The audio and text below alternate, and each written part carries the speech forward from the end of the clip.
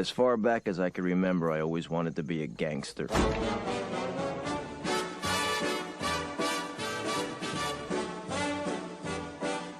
All right, welcome to another fantasy episode of the Sleeping with the Numbers podcast. Dylan and Pat here. And Pat, you have the question of the day for us.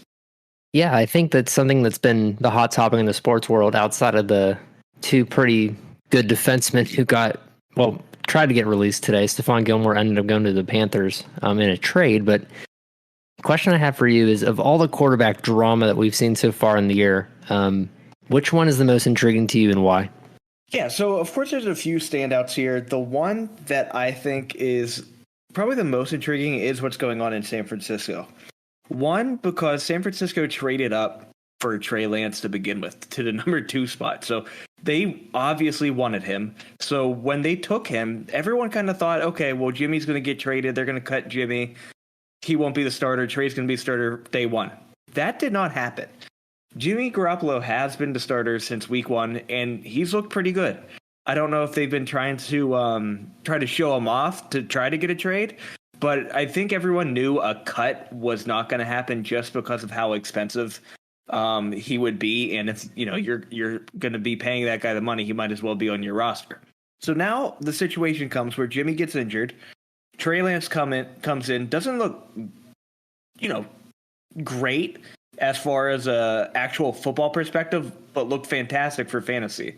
2 different worlds there. So focusing on fantasy world, you want Trey Lance in because he can run the ball. He is that dual threat type of quarterback. Now for the real world, it might impact your San Francisco wide receivers a bit more. So Debo, Ayuk is worthless to begin with. Kittle even really isn't doing much. But for Sunday, for the game, they don't know who the starter is. They have not rolled out Jimmy Garoppolo. So it really interests me to see what's going on there, if from now on it's going to be Trey Lance, or if when Jimmy's healthy, he comes back and he's the starter. So that interests me, and one that I think has a good impact on fantasy teams. Yeah, I totally agree. I think that it's going to be really interesting to see how Trey plays out. He had a pretty good half in terms of fantasy, so I think San Francisco might not necessarily be more exciting, but it might just be more interesting to watch because we kind of know what we're going to get with Jimmy. He's a pretty good quarterback, but he's not super flashy. I think that's what you're going to get with Trey. So that'll be cool to watch. Mine's not necessarily a dilemma in terms of like reality. It's more of a dilemma in terms of specific fan base, and I'm talking to the Pittsburgh Steelers and why people are calling for Ben to retire midseason. And I know it's a lot of people just being frustrated, but I am also guilty of thinking to myself, you know what? Let's see what happens when we throw Dwayne Haskins in there, because it's just not working. And I think it's sad to see, because we knew Ben was really pushing to come back and have a successful year. And I think deep down, everybody knew like time was up 2 years ago. I don't think that in terms of Mason Rudolph or Dwayne Haskins, either of them are better options. So I think realistically, you just got to let Ben ride it out until it's over. But I'm looking at 2022 NFL mock draft for CBS NFL, and they're already predicting the Steelers to take a quarterback in a top 10 pick, Carson Strong, which to me, it's such a hit or miss with a rookie quarterback. I personally don't like that at all, unless it's a guaranteed guy like an Andrew Luck. I would not do that, because to me, you're basically risking the franchise again, and they're going to turn into the Jets or somebody like that. And we don't want that. But if I look at the free agent pool, I mean, outside of Teddy Bridgewater, I don't really see anybody who I would really trust, unless you want to see Mitch Trubisky have a redemption. Unless, the West Virginia fans want to see Geno Smith try one more time. Brian Hoyer can always come back. He's only 36 years old. There's no other options, unfortunately. So you either have to hope that Mason or Dwayne can pull this off, or you basically just have to let Ben ride it out and just wait for the right opportunity and not rush something like that. What about Aaron Rodgers? Do you think he comes to Pittsburgh? Do you think that's why him and Mike were having that little interaction whenever the Steelers called that timeout, because Mike knows that they're going to sign a deal? Because that'd be pretty wild. They're pretty buddy. So I don't know. That is interesting. I know there's been rumors about it. All we know for a fact is Rodgers is not staying in Green Bay. He has to go somewhere. Who's going to have a vacancy next year? Us for sure. Maybe You know Washington. what? Let's do that. Let's run through um, quarterbacks and let's see who we think is going to still be there next year for potential landing spots for Aaron Rodgers. So let's start Buffalo. Nope. Josh Allen staying. Kyler staying in Arizona. Kansas City. Nope. Baltimore. Nope. So we can keep going down here. Philadelphia. I don't think that would be a team he would want to go play for. You know, they're not great. They're not competitive. I think all we need right now is a replacement for Ben, and we are a competitive team. Yeah, I think that with that top 10 pick, what they really should be doing is looking at offensive line help, because I think that's been the major factor in terms of why the offense hasn't changed. People want to make comments that Matt Canada is running the same offense. I don't necessarily think it's the same offense. I think it's just the same problem where Ben has to throw the ball before he gets slaughtered. We saw that with the Raiders. I mean, Max Crosby was just all over him, and I feel bad. Like, I really do feel bad for Ben. I know it's not his fault, because as a team, you should be able to protect him better than what they're currently doing. And they have a guy with Najee who's really good, but I mean, he's clearly not like a fullback. He's not going to help block. You can't expect that from a rookie running back. So I think Washington has an opening. Atlanta probably has an opening. Matt Ryan's getting older. Detroit might move on from Jared Goff eventually. Everyone's talking about Miami getting rid of Tua. So, like, I think eventually, I think that it will, just be a few other teams where Ben could go to. But I think in reality, he's probably going to quit before he goes anywhere else. Yeah, I somewhat touched upon Ben during the bottle predictions because I don't know if you saw that, Pat, but our model is currently predicting 10 points for the Steelers this Sunday against the Broncos. I think that's a little high. But I brought up Ben during that because he's gonna get injured and miss games. They're not gonna bench Ben. I think there's way too much kind of pride in that organization to bench him. But he's going to get injured to the point where he's going to have to sit, or maybe injured just enough that it can be an excuse to throw in. I'll ask you this. Currently on the depth chart, Dwayne Haskins. Rudolph is the number 2 right now. So no. He's the number 2 on paper because everybody's afraid that if they don't make him the number 2, it's going to be seen as a bust draft pick, which we kind of know it is. Oh, yeah, it was from day one. It didn't make any sense to do that. Ben needed more weapons, more help. He's not horrible. That's the thing. Like, this is the thing that people don't realize. Like, I don't like Mason Rudolph because I'm tired of hearing about how he's the heir apparent, because we know it's not true. If they said, like, it was Landry Jones-esque, where Mason's going to come in, he's going to be the backup, he's going to learn the system, he's going to be competent enough to go into the game and not completely botch it, okay, then I understand. But when you're talking about, well, we really like what we see with Mason, like, no, you don't. Don't lie to us. We all know that Dwayne's the shiny new toy, and he's going to come in and throw an 80-yard bomb and then probably 3 picks. Yeah, so, man, I guess fantasy-wise, turning it back to that, who do you have confidence starting outside of Najee? I think we've seen that Pat Freiermuth gets a fair amount of targets. And the only reason that I'm saying this, I know he hasn't necessarily done anything right now, but I don't have any confidence in the wide receiver core based on what I've seen. I mean, we can see that Deontay can get a lot of targets. We can see that Juju at times can get a lot of targets, but it seems like for some reason Ben just has that chemistry with the tight end, and it seems like people, for whatever reason, are obviously prioritizing Deontay out of everything, and Chase Claypool. Like, Chase Claypool has not been relevant in fantasy, so I think if it's to me, I'm either picking Juju or Pat Freiermuth. I'm going to take the guy who's probably not going to be covered by the same quality of coverage as anybody else on that team. It's going to be Freiermuth. Yeah, and I like that. Ben obviously goes through the tight end quite a bit ever since Heath. And the issue is, if you had to pick a wide receiver, it almost has to be Deontay, because the plays that Canada draws up, Juju gets like a yard and a half every single time, and we do nothing, and we end up going 3 and out because that's our third down play. It's bad. I don't know what to do. And for years, it's kind of always been that Ben clashes with his offensive coordinator. And we've seen on drives where we do the hurry up offense and Ben is calling his own plays, we move the ball. I don't know why we don't just let that happen way more often. Yeah, it just kind of makes me really upset that people were mad that Ben and Bruce Arians were golfing buddies, and now Bruce is winning championships in Tampa, and Ben's just trying to be the offensive coordinator himself. At some point, they just need to fire all the offensive staff and just let Ben be there. Yeah, and sadly, I think it is too late for that. This is, I don't know if we want to call it the last dance. It really isn't, some. He'll make the Hall of Fame, but it's not like he's the best quarterback of all time, like Michael Jordan was for his last dance. But so we're going to get into the fantasy football subreddit questions again. I'm going to add one extra category here, and it is league issues, which I think is kind of interesting. So this guy is in a keeper league, and he just saw a situation where the 0-4 team traded away Dalvin Cook for Chase Edmonds to a 3-1 team. And he never shopped around Cook at all. He never asked for Chubb or any better option that the team he traded Cook to had. Should he call out collusion? So does this sound like collusion to you? Partially, because I don't think anyone in their right minds would do that. The only thing that you would be assuming is that because Dalvin Cook has a history of getting hurt, that person wants someone who's going to play all the time. But we've seen that James Conner's the fantasy 1A in Arizona in terms of running backs because of his touchdown production. So I would say probably collusion.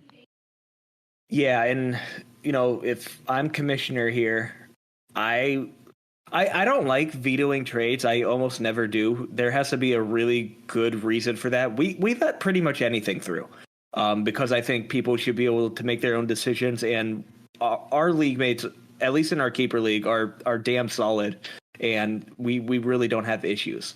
Now here, the only way I can see this not being collusion is if there were draft picks involved for trading. He did state it was a keepers league, but he didn't say anything about their also trading draft picks. So just taking it verbatim and what he's saying, it doesn't sound good at all, and something should be called out about it. All right, so we're going to move on into the trade questions just to switch it up a little bit. So we got a full-point PPR league, full-point PPR, giving away Alvin Kamara, Keenan Allen, Amari Cooper, and he's getting Travis Kelce, Stephon Diggs, and Terry McLaurin. Now, his other running backs are Najee, Saquon, Zach Moss, Damian Harris, Javonte Williams. He didn't say who his other wide receivers are, but Kamara, Allen, Cooper for Kelce, Diggs, McLaurin. Would you do that? Yeah, I think that what you just said was what I would want to know, because I think Diggs for Allen and McLaurin for Cooper is a really good trade. I think that you're upgrading both wide receiver positions because Keenan Allen hasn't been super great this year because Los Angeles has been good and they really haven't had to throw the ball to him a whole lot.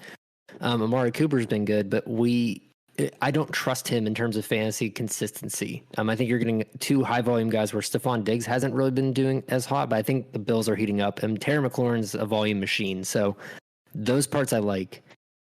Kamara and Kelce are where I get confused because I would like to see who his tight end is. If your tight end is like Darren Waller or someone else, like I would not do that because there's no point. Like Travis Kelce's a good tight end, but like we've also seen for Kansas City that their offense has not been in sync just yet. So Alvin Kamara has been the volume guy in New Orleans. We saw that the past 2 weeks. So I would like to see that, but I guess you're assuming that Najee's your volume running back at this point, and then Saquon and Zach Moss are going to be your two guys that you flip in and out. So I would consider it, but like you said, I'd like to see who the wide receivers and tight end are on his team. Yeah, it kind of seems like he's, I guess, buying low. So Diggs has had a somewhat quiet season. McLaurin has looked good, but he's also playing with Taylor Heineke, which people doubt. But he gets the targets. He's been getting a lot of work. And then Kelce had a down week last week. They didn't need him at all. It was all Tyreek Hill the entire game. And then for Kamara just got his most rushing attempts in his career last week against the Giants. He was able to get 120 yards with it, but the problem there, and this is important because it is a full PPR league, he got 0 targets. And that worries me a lot. So personally, when I think of Kamara, you think of him as that dual threat back. He's the pass catching guy. But now there's really no one else in that backfield. It is just him. and I don't know why he's not getting targets. And then on top of that, the quarterback situation, and one maybe we should have discussed during that question of the day between Jameis and help me, Pat. Taysom Hill, thank you. Between Jameis and Taysom Hill just randomly comes in the red zone and gets touchdowns, and that really lowers Kamara's upside, and it screws up all of the fantasy pieces for this team. So I'm completely fine getting rid of Kamara. Now, all three of these guys as a package is a different question. I think I would take it. I think he's good with Najee and Saquon as his 1-2 for his running backs. Now, there's always a chance of re-injury for Saquon. And then I think it's smart to buy low on Diggs, buy low on Kelsey if you can, if he's willing to give up Kelsey. And McLaurin's fine. Again, like you said, I want to know his other pieces here, but looking at it straight up, I think I would take it. All right, next question here. We'll go to a half-point PPR. Give Kittle, get Swift. Yes. I'll just say that right now. Yes, do it. Yeah, we can skip that one. Yeah, easy enough. Kittle's quarterback situation is rough. I talked about that. And even when Jimmy was in there, it's Jimmy loves Debo apparently, and Kittle gets nothing. Full point PPR, give Eck. I'm assuming that's Austin Eckler. Give Eckler and Mixon, get Aaron Jones and Swift. Yeah, if it is Austin Eckler, I mean, I'm kind of confused why you give up a guy who's pretty good in terms of PPR and a high volume running back for Aaron Jones, who hasn't really done anything outstanding this year, and DeAndre Swift, who's always hurt. Yeah, if I'm looking at that, so let's see. Aaron Jones, in his past few games in full point PPR, he has gotten 10.9, 17.6, and then that massive game against Detroit where he got 41.5. And they say he's trading for him. Now, Eckler just had a pretty good game. Let me see what that was. Eckler's more consistent, it looks like. He got 22.7, 22.5, and then 11.7. Did Eckler not play against Vegas? Oh, he did. I thought he did too. Yeah, no, he played. He did great. He got 117 yards and a touchdown, 3 receptions on 5 targets and another touchdown. Fantasy Pros doesn't have this for some reason. We're like fantasy amateurs. Oh. All right. Anyways, I don't mind DeAndre Swift. I think he's good. The injury is an issue that is very relevant, and he's on a poopy team where they're always playing from behind. So in a full point PPR, he can get those receptions. Now, Mixon is also hurt, and I think Samaje Perine might be starting this week. So maybe that's where the reason comes in for this trade. I wouldn't force it, but I wouldn't say no either. Oh, speaking of trades, Pat, I made a trade today, and you'll like it a lot. I traded Cordero Patterson. Oh no! Who do you think I got for him? Wait, are we talking about the keeper league or the dynasty league? This is my work league. Oh, your work league. Okay. Yeah. Yep. You probably got someone absurd. Probably Christian McCaffrey because he's hurt. No, I did not target him. I got Najee Harris for Cordero Patterson. Oh, that's pretty good too. So the initial trade was Cordero Patterson and Damian Harris for Najee and Cook, Jared Cook. And he accepted it at first, but then waivers ran. And so he dropped Jared Cook. And so it didn't work out. But anyways, I ended up doing a 1-for-1 trade, Cordero Patterson for Najee Harris. And I'm very happy with that. I would be as well. I mean, I'm all about the Cordero Patterson fanboy train, but at some point it's going to stop. We know that Najee is going to be the number one offensive production point out of Pittsburgh.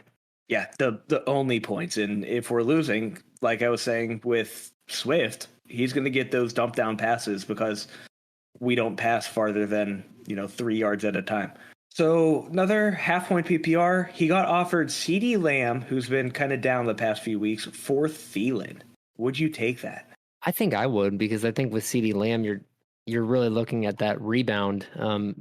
I do think Amari Cooper is good, but like I said, I think he might be outperforming what we expect from him in terms of his consistency. And I think with CeeDee Lamb, you're getting that deep threat that, Adam Thielen kind of used to be, like in terms of like the guy who like you're expecting the touchdowns to go to. And Adam Thielen kind of started off hot. I feel like a lot of people were down on him earlier this year, but I'm going to his splits real quick. I just don't necessarily think that that's going to last, and especially because we saw Minnesota, have a whopping 7 points against Cleveland. He had 8 targets, which is still crazy. So maybe when Dalvin Cook comes back, this will end up being a good trade. But I think right now, Thielen's definitely the better fantasy option. I think in the long run, CeeDee Lamb's going to pan out more, if that makes sense. Yeah, Dallas' pass game looks good, and that's because their run game seems to be fixed. Zeke is getting it going again, and then Pollard's there as the number 2 where he should be. They just haven't really needed him, and Dak apparently has fallen in love with Dalton Schultz because all the targets are going to him. But I agree with you, Pat. I think in the long run, CeeDee Lamb pans out. He's a stud wide receiver, and Cooper's known to kind of get hurt. So that at any moment, he can become the wide receiver 1 for a high passing offense, where Thielen is obviously the number 2 option in Minnesota behind Justin Jefferson, who has been going off. Now, Thielen has had, like you said, a hot start, 25.7, 12.9, 14. And then this last week, it was a little rough. It was a little rough in that game as a whole against Cleveland with only 6.1 points. So I'm fine with that. But honestly, I think a lot of CeeDee Lamb owners are worried. That's why they're offering him around. And I think you could get more out of this guy. So, if there's anything else on this guy's roster that you want, try to sneak him in there as well, because I think the CeeDee Lamb owners are getting scared. And let's move on to some start-sit questions. We'll start at the quarterback position. Scroll down here. So would you go Matthew Stafford against the Seahawks tomorrow, Thursday Night Football, or Dak Prescott divisional game against the Giants? I think I'm going to take Dak simply based off of matchup. I think that I was wrong saying that the Cowboys were good, but I thought it was going to eventually stop. I don't know if the train's stopping anytime soon, and I don't think the Giants are the team that's going to be like, hey, we figured out Dak Prescott. So I think I'm just going to take it based solely off a matchup. I do think Matt Stafford's probably going to do good. Seattle's defense isn't as good as it has been in the past, but I think that will be a more competitive game. Yeah, this one I think is close. I know tomorrow's game is a very high over-under. Yeah, it's at 54.5, so one of the higher over-unders of the week, which means there should be a lot of scoring, and it's pretty close. Rams are 2.5-point favorites. They got beat up by the Cardinals last week, so I think Stafford ends up coming out here and passing quite a bit. Now, the New York-Dallas game is also a pretty high over-under, 52 points, but the Cowboys are favored by 7. And, Dak might not have to do as much work, but at the same time, their defense is not very good, which is going to allow the Giants to score. And I think that one can go back and forth as well. It's tough. I think Stafford has looked good. I think Dak has more of an upside. So for a safe pick, Stafford. Shooting for the moon, I would go Dak. So next team, we got Ryan Tannehill at Jacksonville and Sam Darnold at Philadelphia. I think for me, based off of the offense that we've seen, I'm probably going to take Sam Darnold based off the rushing touchdowns. And I wouldn't have said that probably up until this week. I would have told you Ryan Tannehill because he has a better offense. But if they're playing Jacksonville, Derrick Henry is going to have 300 yards. I don't think he's going to have to throw the ball a whole lot. So I think I'm going to take Sam Darnold based off of the fact that I think that he's probably going to have more work than Ryan Tannehill will.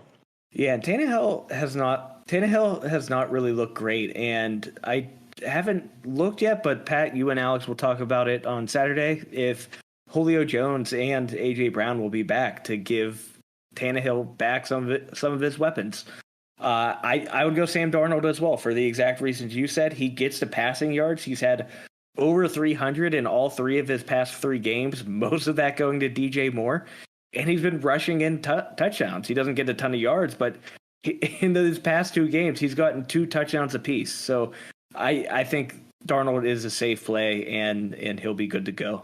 Next quarterback question, we're going to go to Daniel Jones against Dallas or Joe Burrow against Green Bay. I'm not really sure how I feel about that one. That one, part of me wants to say Joe Burrow, but I saw what Green Bay's defense kind of did to Ben. And not necessarily that they were like a complete rock preventing him from doing anything, but they were at least giving him a tough time. And I don't necessarily think that Cincinnati's offensive group is that much better than Pittsburgh's. I think that they've been performing better, but I think in terms of talent, I think it's about the same. So with that being said, I think I'm going to take Daniel Jones based off the fact that Cowboys' pass defense hasn't been as solid, and I think that they'll be throwing a lot because they'll be probably playing down. Yeah, I think Jones will have to throw quite a bit, and Galladay's looked good. Saquon's coming back, so that helps open up the pass game. Joe Burrow might have a tougher time this week because I think it sounded like Joe Mixon is going to be out, and if I don't know how much Samaje Perine can really do, so they might have to pass a lot, but Green Bay can be expecting that and play their defense that way. So I think I would take Daniel Jones as well. Moving on to the running back position, we have a question here, half point PPR. Need help with my running back 2 for this week. Do I take Zach Moss against Kansas City, Josh Jacobs against Chicago, Fournette against Miami, or Chuba Hubbard against Philadelphia Eagles? I'll start off here. I like Zach Moss. This game is going to be back and forth, and Zach Moss has the most touches in the red zone out of the whole league. So they're giving Zach Moss the ball when they get into the end zone. Now the work maybe between the 20s, he doesn't get as much, but who cares? If he is getting the passing work along with the touchdowns, he's a fantastic play. I don't like Josh Jacobs. He didn't do jack shit against the Chargers this past week. He looked awful. Fournette could have a good game as well against Miami. Should be an easy game for them.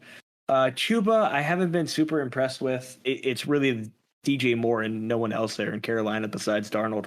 So Eileen Moss, I think they're going to score quite a bit this game in order to keep up with Kansas City. Yeah, I agree with you verbatim. I think Zach Moss is your number 1 choice. Leonard Fournette's definitely your number 2. But what you're assuming with Leonard Fournette is that he's going to have volume, which has not been the case for him in Tampa, because he's definitely doing a timeshare with basically everybody else on the offense. So when it's me, I'm going to pick the guy who, granted, Zach Moss is in a committee running back system with him and Devin Singletary, but I think Zach Moss definitely has the end zone potential, and he's more of like the James Conner on Arizona, where we're expecting him to get points by touchdowns, not by rushing 100 yards or having 10 catches. So I think I'm going to take Zach Moss because, like you said, he's more likely to get points than Leonard Fournette. Yeah, and just to reiterate just how many points are expected to be scored, it's a 56.5 point over-under for that Sunday night football game. So that'll be a shootout. Pat, you weren't here to talk about it. Who are you taking in that game? I think I'm probably going to take Buffalo because I think that Buffalo's been not necessarily the hotter team right now because obviously Philadelphia just got smacked by Kansas City. But I think that Buffalo has a better defense. I think that's where the difference is. I think on offense, the teams are comparable. Obviously, the Chiefs have Travis Kelce, but Dalton Knox has shown that he's competent and pretty good. I think that, Stephon Diggs and Tyreek Hill are, in terms of reality, like Tyreek Hill's a more dynamic player, but I think that they're both about the same in terms of what they can do. I think where the difference is that the Bills have a better defense. So I'm going to take the Bills based solely off of that. Yeah, I exactly agree. The Bills, when they start scoring, they don't stop. They put the pedal to the metal. They don't care how far ahead they are. It's really fun to watch. And you nailed it with Kansas City's defense is just gone. Luckily their offense can, put on the pace and score it back. But man, they have looked awful. So yeah, I like the Bills here as well, and I'll probably end up taking a couple bets on them. Next question here, full point PPR, Kareem Hunt against the Chargers or Melvin Gordon against Pittsburgh? No H on Pittsburgh, so apparently it's the Pittsburgh here in Texas. Come on, guys. Yeah, and I find that highly offensive, so please do your historical research and realize that it was like 1909 when we put the H back in Pittsburgh, so just wanted to do a little PSA for everybody. But in reality, I don't know if I'm going to take Melvin Gordon. I think that even though the Steelers kind of stink, it's their pass defense that really stinks. I think that their run defense is better. Mm-hmm. So I don't think I'm going to take Melvin Gordon in this situation. Yeah, I think based off of like the past several games, I'm going to take Kareem Hunt because even though they're playing a pretty good team in the Chargers, we've seen that Kareem Hunt's relevant regardless of who they're playing. So I think in terms of like, if you're going to definitely get points, definitely take Kareem Hunt. If you want that, I hope that Melvin Gordon just runs all over Pittsburgh, which could happen, but it's not likely. That's when I would take Melvin. So Kareem's my pick in this situation. Yeah, it is very close. I agree. Pittsburgh's run defense is pretty solid. Just kind of looking at the points against here, the Steelers have allowed the 5th least points to the running back position. So obviously we have great linebackers in a solid defensive line. We just get passed on like no other. Now, Melvin Gordon and Kareem Hunt are in kind of similar situations where they're in a almost 50-50 split committee. Probably a little more 60-40 for Hunt and Chubb. But Melvin Gordon and Javonte have been splitting touches quite a bit. So that really limits his upside there. Where I lean towards Hunt is because of this full point PPR. That's what Kareem Hunt does. He catches passes. And who's Cleveland play? I don't even know. Cleveland plays Chargers. Yeah. Okay. Even better. So Cleveland is playing the Chargers. So that's going to be a very competitive game. And in order to stay in it, they're going to have to pass the ball. And when Kareem gets in there, they dump the ball off to him for him to score. So, yeah, I definitely lean Kareem in this situation. Next one, and this kind of speaks to that worry level people are having with Kamara. 10-team PPR. Am I crazy to want to start Damian Harris or what? Is it Damian Harris or is it Devontae? No, it's Damian. You're right. Okay. Damian Harris over Alvin Kamara. Harris has a good matchup, and New Orleans has a great run defense. What? What does that have to do with? Anyways, Harris or Kamara, Pat? Yeah, I think if Alvin Kamara is going to run against his own team's defense, that would be highly problematic. So I think I'm avoiding Damian Harris in this situation because I think what we're talking about is the fact that Damian Harris hasn't done anything like since week 1 when they played Miami. He went from 100 yards rushing to 62 to 14 to -4. So I think if anything's going to happen in that game with New England, I think that New England's going to be fairly conservative. We saw that when they played Tampa Bay and it worked out for them. But I don't think that they're going to really rely on Damian Harris anymore. He doesn't need to be like the safety net for Mac Jones. We've kind of seen that Mac Jones can kind of handle himself. So I think for me, I don't see Damian Harris really doing super great against the Texans because to me, it's difficult to assume that everyone's going to do really well against the Texans because we know the Texans stink. So there's going to be one thing that works well, and they're just going to do it right in the beginning, and they're going to take advantage of it, and they're just going to like carry out the game. So to me, I'm going to play Alvin Kamara because granted, the Washington has a good defense. I think that's what he meant to write. But I think that Kamara is definitely the volume guy that's going to get the work compared to Damian.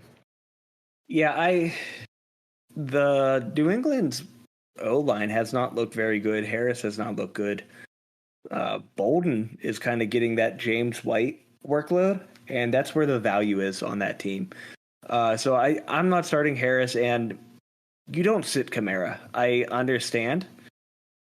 But he had a fantastic game last week. He put up over 100 rush yards on the most rush attempts he's ever gotten. Now, I did talk about Taysom coming in and taking those touchdowns away, but you're not benching Kamara because you're going to feel real bad if you have him on your bench and he puts up 20-plus points, and you're going to get made fun of in your league, and you don't want that. So do not bench Alvin Kamara. It doesn't matter against who. So we're going to move to the wide receiver position here. I don't answer standard point questions, but PPR, Allen Robinson versus Las Vegas or Antonio Brown versus Miami? I think for me, Allen Robinson has to work out eventually. I think the concern that I have with Antonio Brown is just how stacked that wide receiver core is in Tampa, and I don't see the volume going that way. But with David Montgomery out, I think that hopefully Justin Fields passes more. So I would assume that he's not going to just target Darnell Mooney, because I think he'd be dumb just to throw the ball just to one guy, especially if it's a really his second start and he doesn't have a running back to kind of help him. So I'm going to assume that Allen Robinson's going to kind of raise from the dead, and I think that it's going to be a better option than AB. Yeah, so if we look at the targets Robinson is getting, really since the start of the season, other than week 1, he started with 11 targets. Awesome. But then it went 4, 6, 3. 3 and 6 coming from Justin Fields. So really the question comes, and it is, who's his quarterback?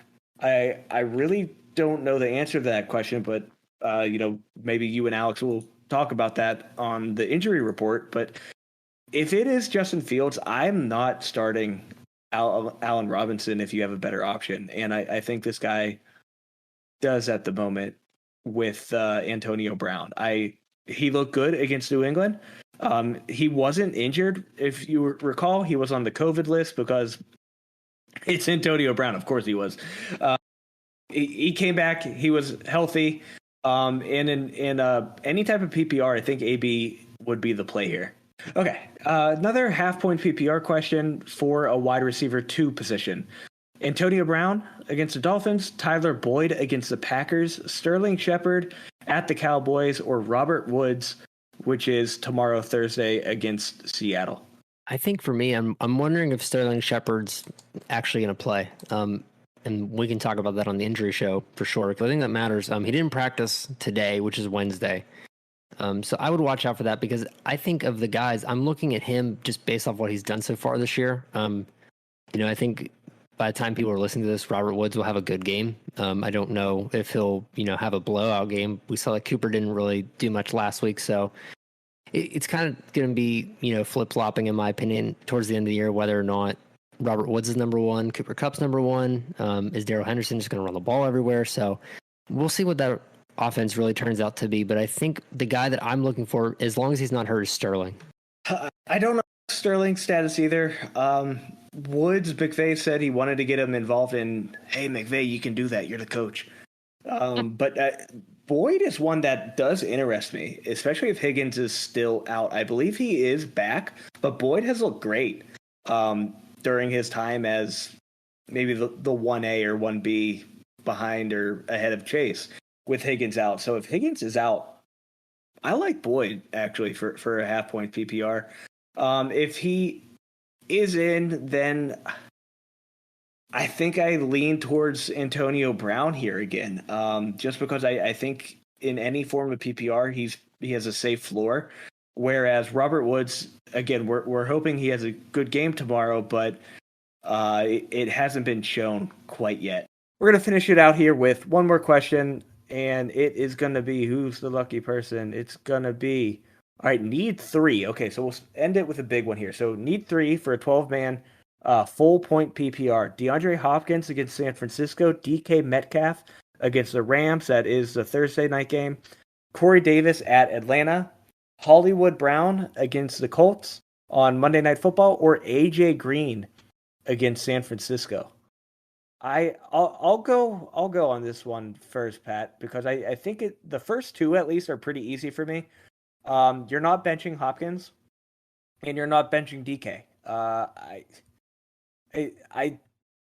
It bothers me when there's a question about starting your studs. That's something I learned the hard way many years ago when playing fantasy football. I made the mistake of benching Brandon Marshall, and at the time, he was a stud wide receiver, and I benched him because I was worried about him. And in that game, he put up like 30 some points, and I lost, and he was sitting on my bench. So never again am I benching a stud player. So when they say start your studs, do it. So Hopkins is in, Metcalf is in. Both of those guys will be considered studs.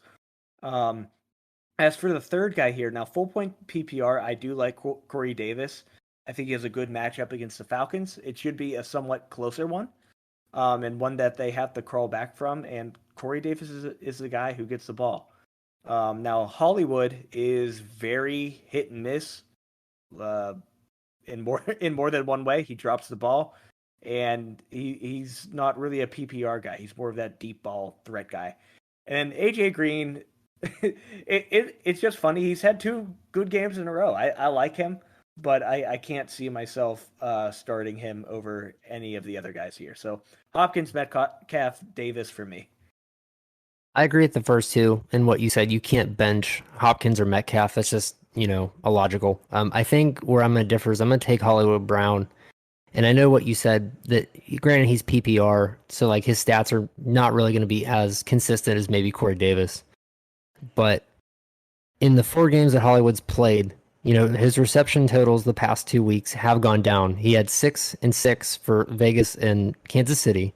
Detroit, he only had 3, but they cheated, so that way they probably shouldn't have won the game anyways. He didn't do very well either. He only had 7 targets and 53 yards. But last week against Denver, he had 4 for 5 in terms of receptions to targets, 91 yards and a touchdown. So he scored in 3 of his 4 games and against the better defenses that he's played.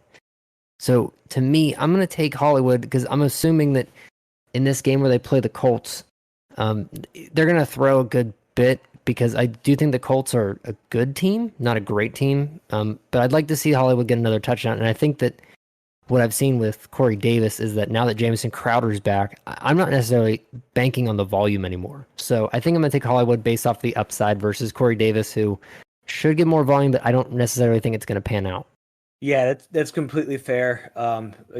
He gets the targets, and they're high value targets that Hollywood gets. So I think safer play may be Corey Davis, but Hollywood would definitely have more ceiling. So take a look at your opponent, see what you need. And that will do it for this episode. We want to remind you to follow us on our action networks. All of the links will be in the description. There you can track our bets. You can also track our bets on our website at sleepingwiththenumbers.com. We have our DFS lineups up there, as long as our bets, the machine learning model bets. They're all up there on our website. You can follow us at Twitter at SWTN_podcast, and everywhere else, Instagram, TikTok, YouTube, all at Sleeping with the Numbers. Also want to remind you that we are now affiliated with Monkey Knife Fight. Monkey Knife Fight is a one-stop shop where you can play all type of prop bet games. Doesn't just have to be football. They have every kind of sport imaginable. NFL, college football, golf. They have MMA, baseball, esports. They have it all, and it's all prop bet. So if you want to get into prop betting, Monkey Knife Fight is an easy way to do so. And if you sign up with our link, you get your first deposit matched instantly up to $100. So if you deposit $100, you get $100, and you have $200 immediately to play with.